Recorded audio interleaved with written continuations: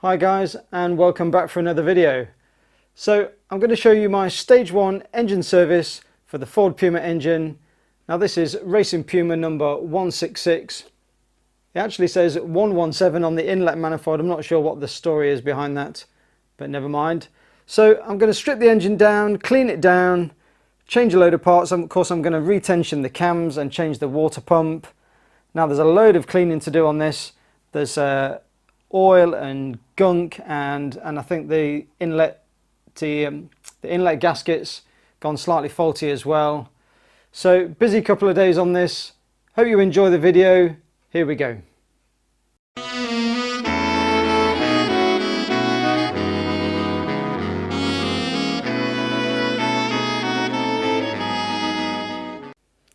Now most people are quite good at knowing when their cam belt service is due, and they're always quite keen to get that done so that the cam belt doesn't snap, of course, and they ruin the engine.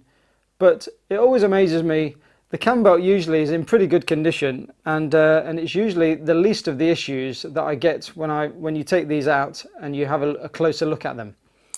Now, so this is one of the big reasons why I take the engine out, because there's always so many other issues going on, so many other leaks, and seals and sensors and things like that need changing.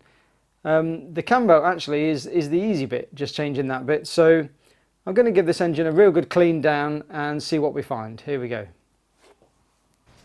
Okay, so next little job, I'm just going to apply this flywheel locking tool so that I can undo that bottom bolt pulley, slacken that off a little bit before I mount it to the engine stand.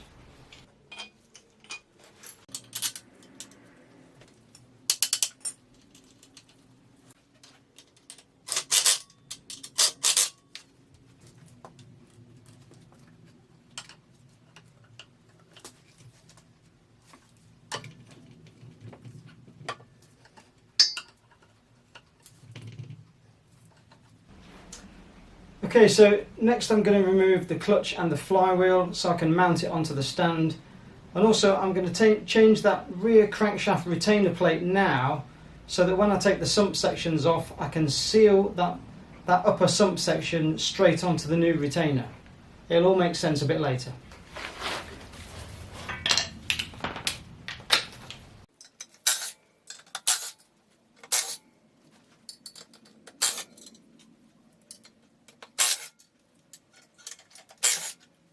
Now it never ceases to amaze me how many of these cars have still got the original clutch on. I mean, they're nearly 20 years old. How can it still have the same clutch on it?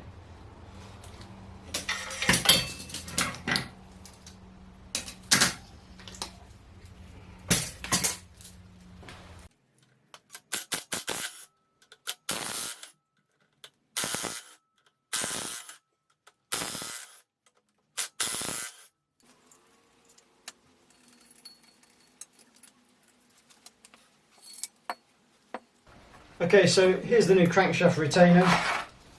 Comes in a box, looks a bit like that, and you have to be quite careful, quite a delicate seal around the crankshaft this, so you have to really be careful how you install that lip over the crankshaft.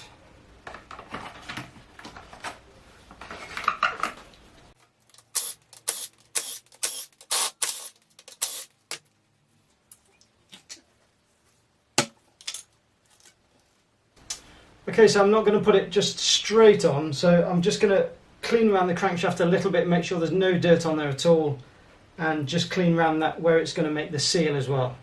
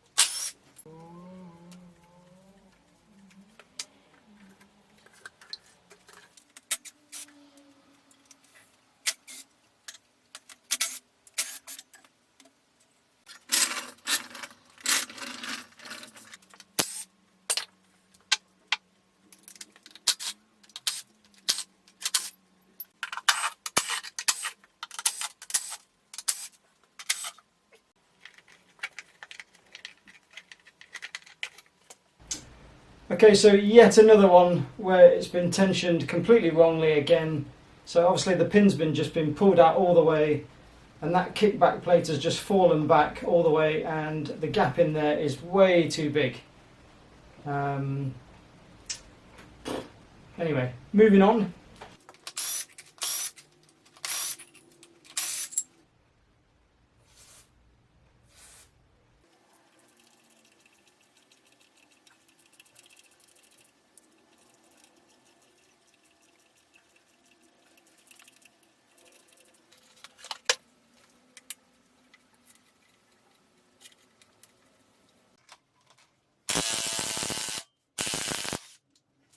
Don't know whether you can see here, but the more parts I uncover, the more oily mess I seem to get to here.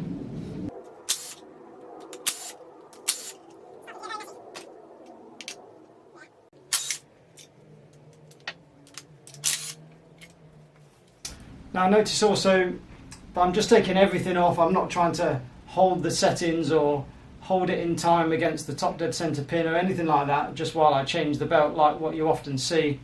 So I'm just stripping everything off because I'm going to retime the engine anyway. So I don't know whether you can see that, but it really is looking a right mess down here.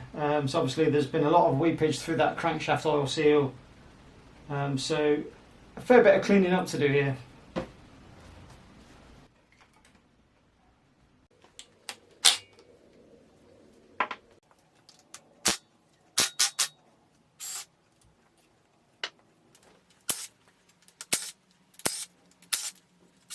Now, if you saw one of my previous videos, you would have seen that I had an absolute faff getting to this Allen key bolt up here. Well, I'm armed and ready. We'll see how we get on with this one.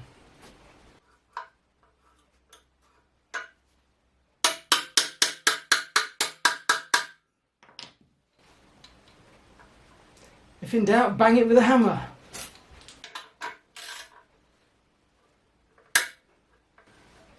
Piece of cake.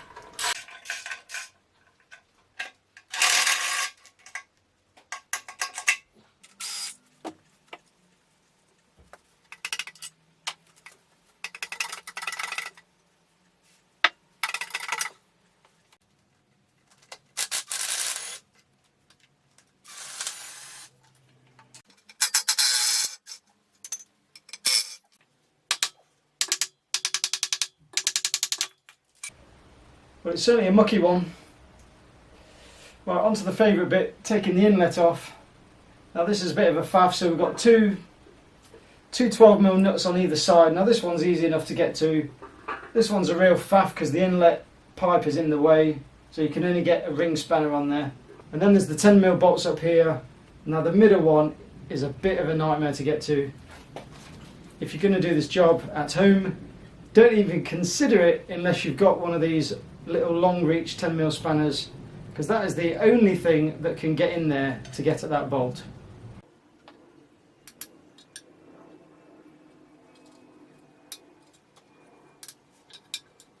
Okay, so I did mention at the start of this video that I'm working on FRP 1.6 and this inlet says 1.7.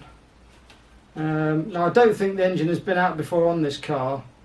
But this is obviously not the original inlet, and someone obviously must have found it quite difficult to change because these bolts just, although they're extremely messy, they're quite easy to undo, a lot easier than normal. Just one more little tip: if you do change this, as I found out, don't try and change the nuts on either side of this, because on a standard flange nut you'll get a 13mm head. And they only just recessed out the side of that next to the pipe, enough space for that 12mm head. So you'll find if you change the nut, you can't actually get it on there or tighten it up. So stick with the, don't try and change it. For crying out loud. The access to this middle bolt is painful. So annoying.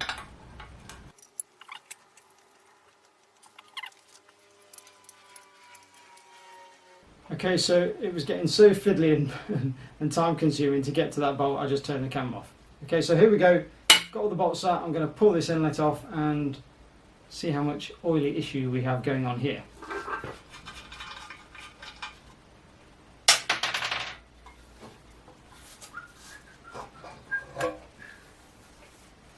Okay, yeah, so pretty oily and the usual mess there in the inlet. Okay, so all the usual sort of blow-by issues going on here. Very oily around the inlet, all in this sort of breather system. The inlet gasket is it's kind of very deformed. So we're going to have to change that as well. Okay, so I think before I take any more off, I think we're ready to start some cleaning down now.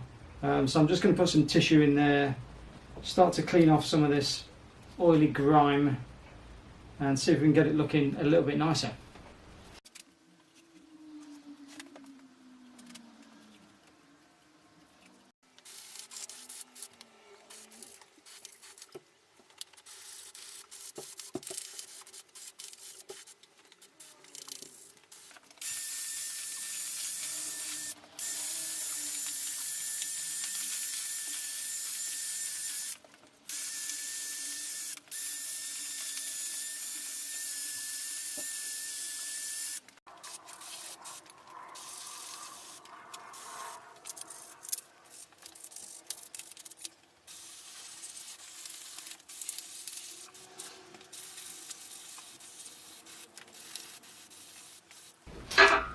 I think with hindsight on this one, I should have just took it outside and pressure washed the hell out of it.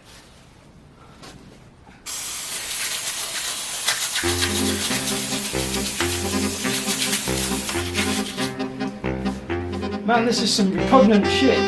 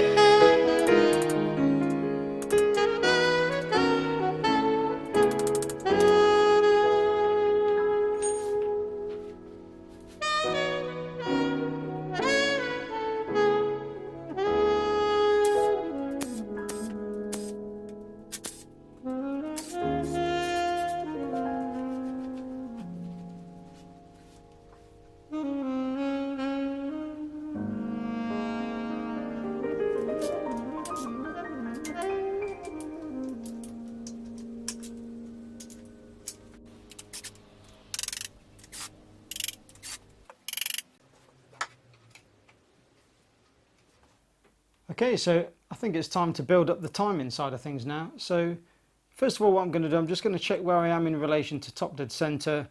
So I don't want to turn the cams around too much until I know where the pistons are. So I'm going to take the spark plugs out and have a look where we are there.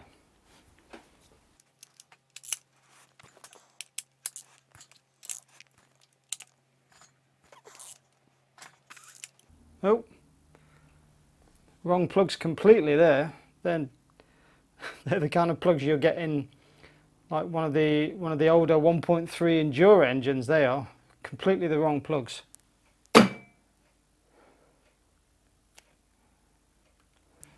Okay, so now with the plugs out, the crank is going to turn around very easily.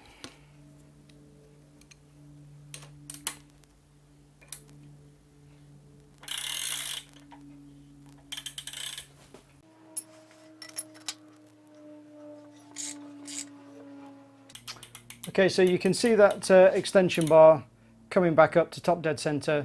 So just before it hits the top, I'm going to leave it there and I'm going to put the crank pin in. And in goes the top dead center pin.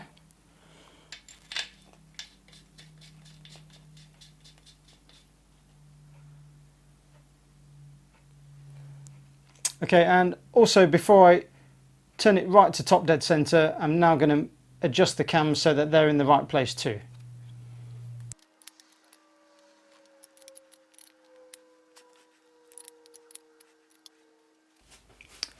Now, aside from the obvious slots in the back of the cam, there is an idiot's guide to knowing roughly where you are in the right place with these as well. And actually, once you get it in the right place, you'll notice that these cam lobes at the front kind of point towards each other like that. So I always look for that, and of course look at the slots on the back of the cam bars as well. It's pretty awkward trying to get in shot here because the engine's just a bit too low, but anyway. So I'm going to grease, this is the FRP cam bar, I'm just going to grease that up a little bit so it doesn't scratch the aluminium. So just a matter of finding the sweet spot here, just so you can just gently tap in that cam bar at the back of the cams.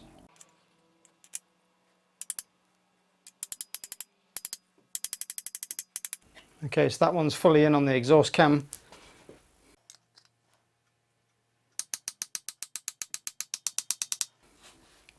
And you'll notice when the cam bar is fully located, the sound just slightly changes as it reaches the dead end.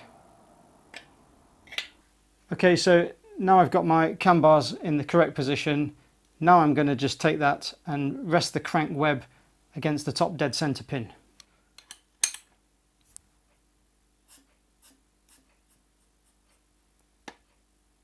Bingo.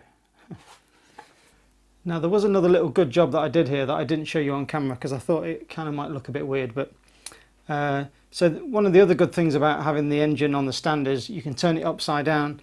Now all that area in with the spark plugs, there's coolant leaking out the core plugs there. So I did go in there with a drill attachment, sort of a round cleaner, and I cleaned all that out just around those core plugs and loosened them slightly. So I'm going to reseal those plugs and just see if I can seal them up a bit better. And of course I had the engine upside down, so I was able to get underneath the engine and spray it all out with brake cleaner with the spark plugs still in there, of course, and just get it nice and clean in there because it was really grubby. And trying to clean out that area with the engine in the car, again, you just can't do it very easily. So that's another good little job to do while you've got it on the stand. Okay, so next little job, I'm going to change out this cam seal because they're an absolute pain for leaking.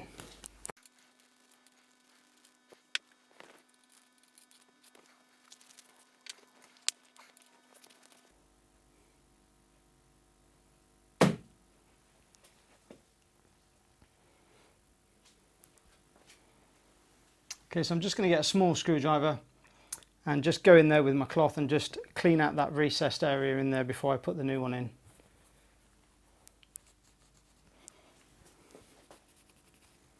Make sure it's a nice thick cloth so you don't scratch anything.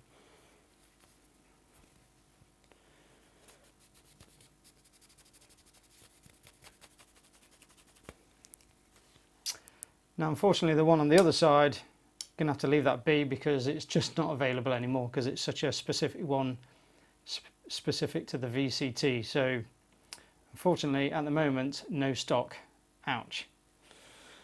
Now when you install this, you've really got to make sure that you push it right back carefully, fully back into the groove, otherwise you end up just doing it all over again. It's not nice.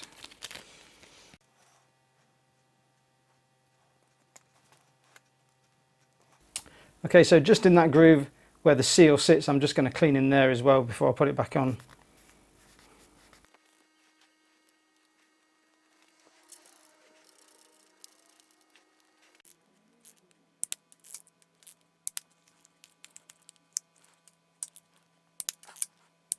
Okay, so this is the old bolt. Just gonna sling that.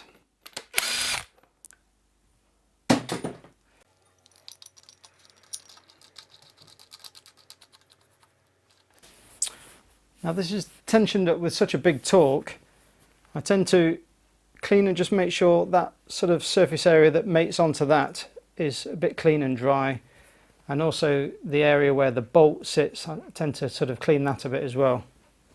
You don't really want it slipping.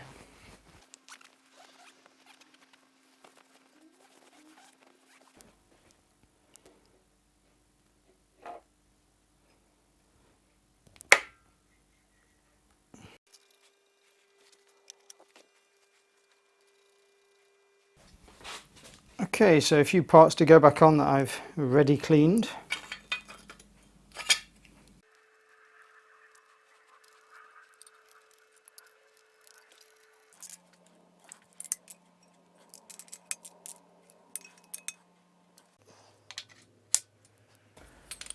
On with the tensioner.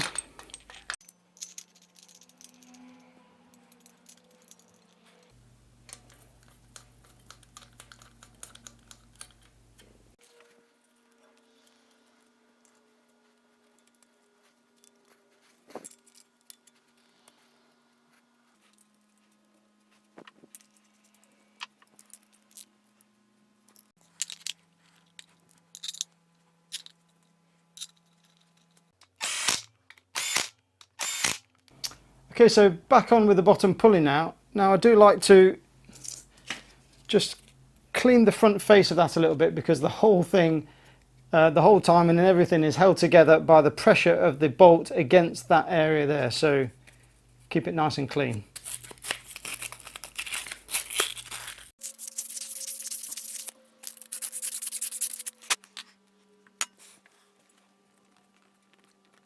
Okay, so on with the special installer tool.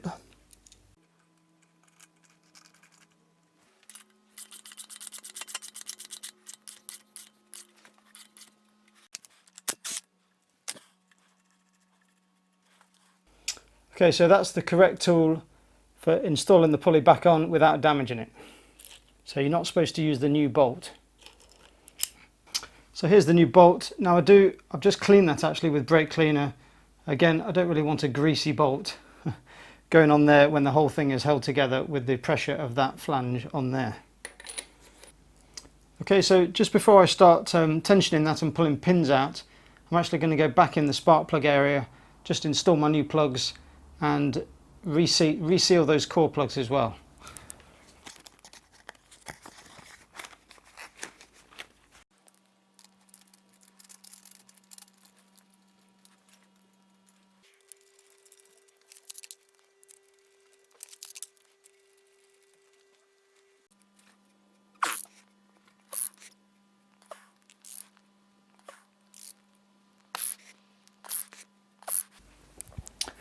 Just a quick word about these core plugs because they are damn stiff to get out. You might want to, as I did, just turn them a little bit, get them moving before you take the engine out because they can be rock solid in there.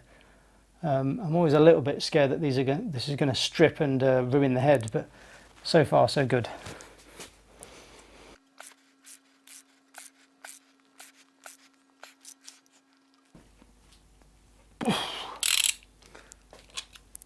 Let's get a longer one.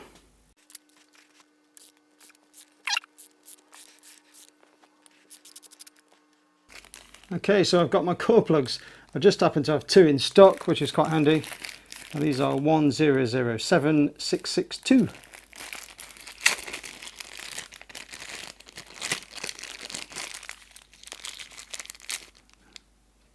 And there we go. So I'm going to just run some Worth silicone sealant around those threads and then install those back in.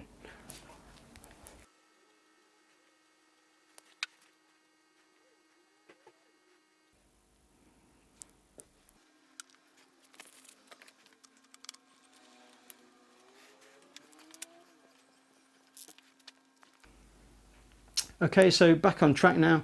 We're going to time up the engine. Now, a couple of points to mention here, a couple of shortcuts that garages do all the time, or mistakes if you like, or whatever. But you've got to be careful when you pull this pin out. It's not designed to just be fully withdrawn and then just tighten up the 2 bolts on the tensioner. There's a bit more to it than that, so you've got to pull the pin out just a little bit until the tension's taken up, and then set the other bolt, the smaller one, the 12mm, and just make sure that that kickback plate there isn't too far away. So you only want 2 or 3mm gap there, and if you pull that pin all the way out, it just flops down to a lower setting, and basically if you then sort of hit the rev limiter and stuff like that, you'll be losing a lot of tension on the cams, and potentially you could skip teeth and all that sort of thing. So you can actually withdraw that pin all the way out. That's not really a problem, as long as you know what the design is and you set that gap to be the right gap. So pulling the pin out all the way isn't necessarily a bad thing, but as long as you know what the score is. And of course, the second thing is that the other shortcut that garages do when the engine's in the car is they use that cam locking tool at the back of the cam bars, not just to set the position of the cam lobe, but they actually use it to just lock the cams up, and don't do anything with those bolts, and just pull the belt off and then just put another belt on.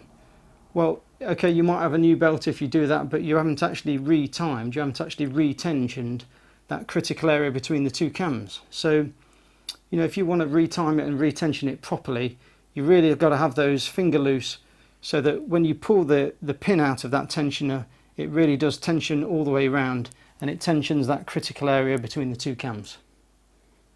Here we go. Okay, so I'm going to pull this pin out. It's a bit of a pain actually, this pin.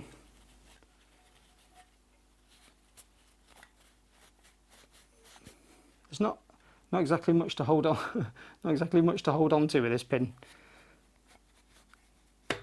There we go. So that's jumped up now. That's taken tension. So I'm going to stick my 35 on there. Now it's 35 and 20 for the tensioner. Now, even though I've got it written down, I've done it a million times, I always just still look for some strange reason.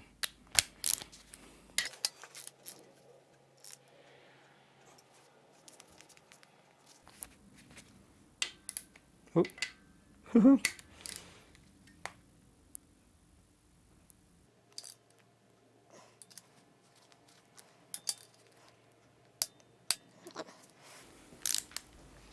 Okay, so now I'm going to do the 20 Newton meters on there.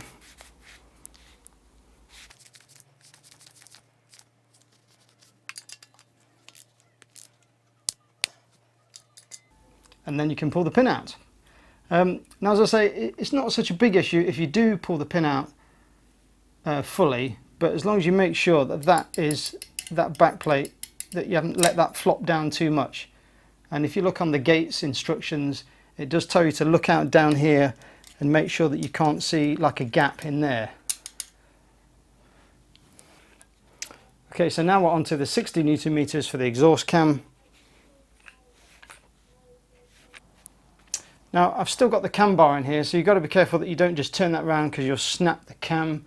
So I'm going to resist the movement of the cam with the spanner as well.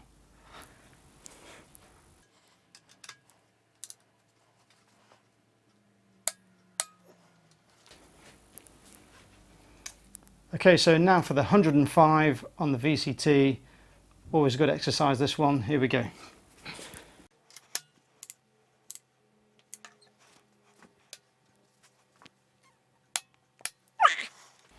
Okay, so onto the bottom pulley, 40 Newton meters and 90 degrees.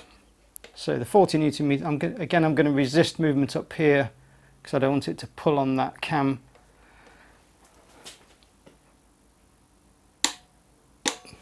There's the 40.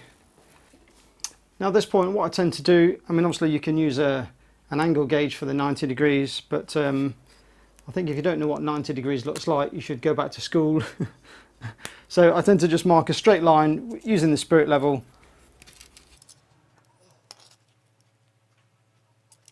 So there's my line going straight up, if you like 12 o'clock midday, and then you just turn that to say, turn it to 3:15, and there's your 90 degrees. Bob's your uncle. Okay, so on with putting this top cover back on. Now you can see this gasket in there which goes around the sensor is in a right mess. I think someone's tried to seal it with a bit of sealant instead of cleaning it, of course. And the usual gasket there that you've really got to replace. Now the absolute key thing on this when you're putting this back on is you've got to make sure that all this surface area along here is absolutely spotlessly clean. If it's got sort of pitted and corrosion along there, I tend to just rub down that flat surface, just go down it with a bit of fine wet and dry, just to make sure it's absolutely spot on, flat and clean. And then you never have any problem with that sealing on there, as long as you get that absolutely perfectly clean. So I'm going to change this as well because that's in a right mess. Now that sensor is this one, so that's 103.103.3.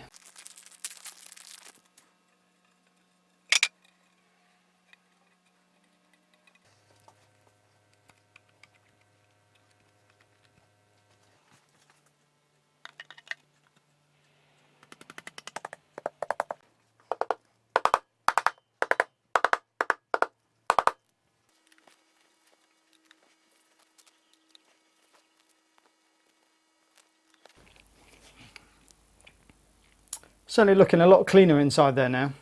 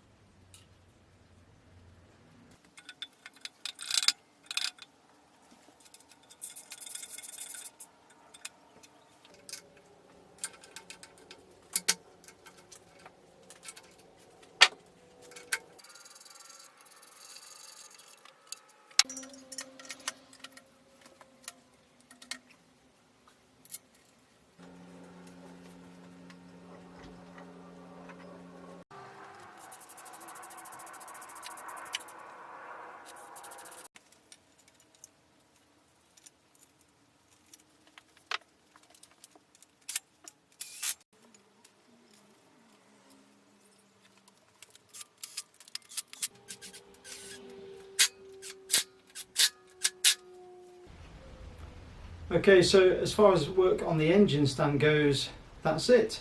So I've just got to get it back on the floor, make sure I get that bottom pulley the full 90 degrees, put the flywheel on, of course lock that up and put the new clutch on.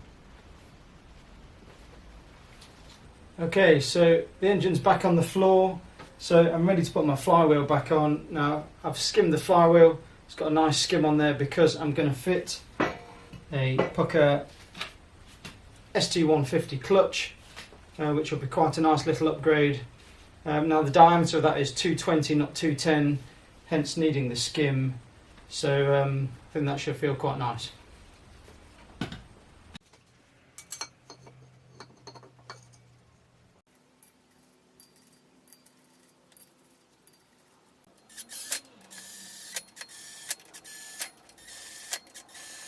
Now I'm going to put the locking plate back on here so that the crank is completely locked up again, so I can turn that bottom pulley bolt.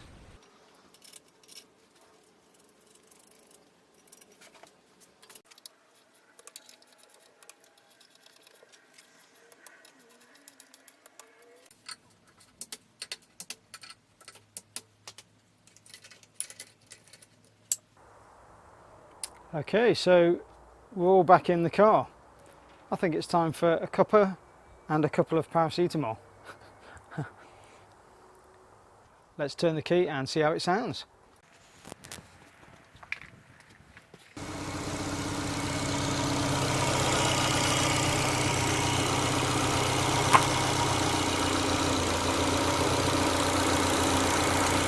Okay, so we're up and running again, and here we go.